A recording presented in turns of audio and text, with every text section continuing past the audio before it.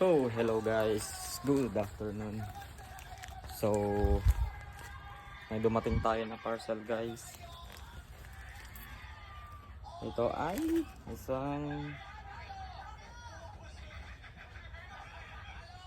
motorcycle rear brake guys. Brake fluid reservoir guard. Oil tank guard siya guys ng reservoir guys dito sa CF Moto natin dito. Dito sa may likod niya.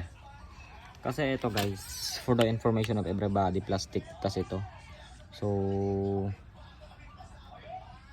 kailangan natin lagyan ng guard guys. Kasi baka pag matumba tong motor or matalsikan ng bato, hindi siya mababasag.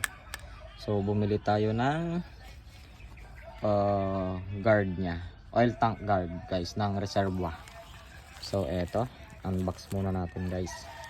Wait lang. Set up lang na rin yung camera.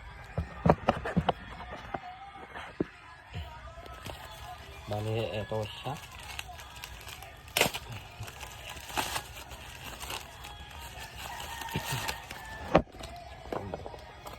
Sorry.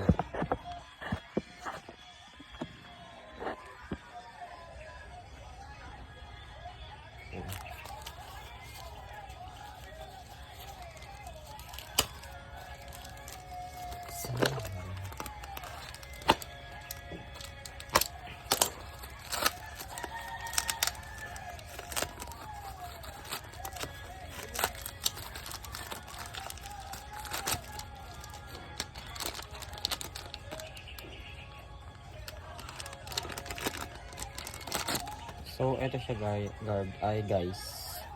For NK450. Bali, alloy ata siya guys. Or CNC. Hindi ko alam. Basta metal siya. Para pag hatamaan ng bato, hindi mababasag tong brake oil reservoir natin guys. Ito. For 450 NK. So, kabit natin guys. Bali, kuha lang tayo ng kuwan dito guys. Allen wrench. So, tanggalin lang natin to. Since meron na tayong Allen wrench dito, ikon na lang natin.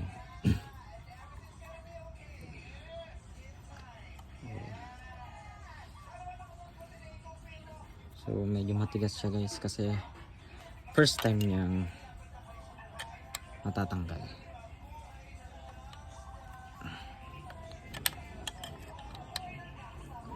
So, kasi to guys, ang delikado. Kasi plastic siya. Hindi siya safe. Hindi ko alam kung bakit. Siguro durable naman to guys since nag-iingat lang tayo. So better na lagyan na lang natin ng guard. Ito. Tapos ganito siya. Ganyan.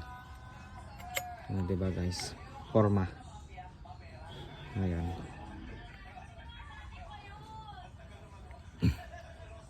Kabit lang natin guys. Set up lang natin yung camera ulit.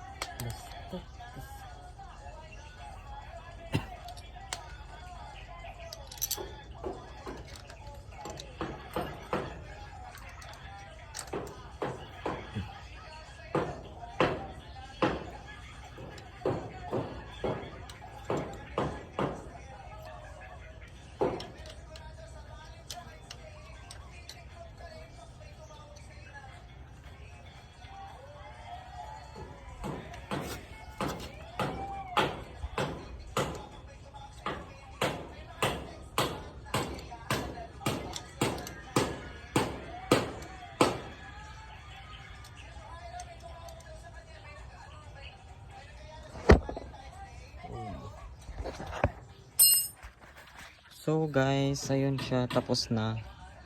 So forma guys. Para kahit matalsikan na to ng bato, goods na siya. Hindi siya matatamaan. Tatama lang siya dito. Ayan. Tapos ang susunod natin alalagyan guys, ito. Bili tayo dun sa Shopee ng yung mga rubber o yung mga tela na nalalagay dito kasi meron. So yun lang guys. Thank you for watching guys. Bye.